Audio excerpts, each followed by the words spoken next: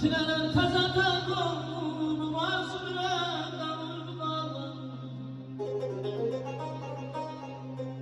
Siz ayet neylerim ki oluşan ki Derdine şerik eman sarılır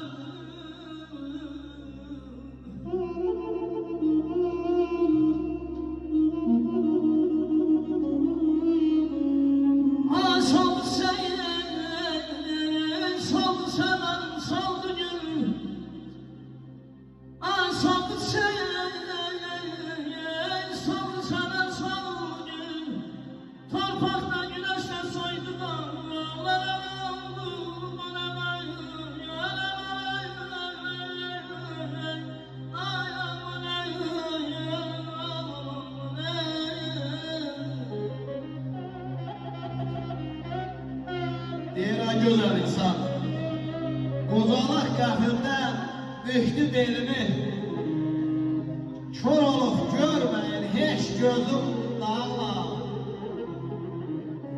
Qəfizran ağardıq, qara terimi düşübdü taqətdə, bizim dağla. Gecələr yuxular ərşə çəkilir, duyğumun gözləri yola dikilib, ömrümün hasarım uçub, dökülüb alışıb dönmüşəm.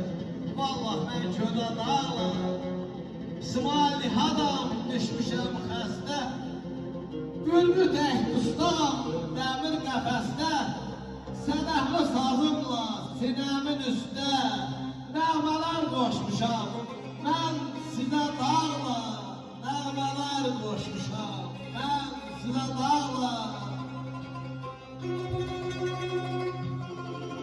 Hayatına bir aya dayan, dostlar ayı, dostlar bir aya dayan.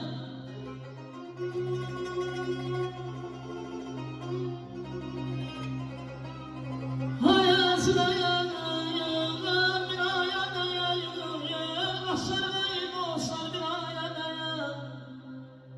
Kim var kimi güleneme, bizim mahmı güzel gözlü bir tane güzel günlere dayan. Esra o dağlara, ayakta gidiyor Muhammed o dağlara, o dağlara.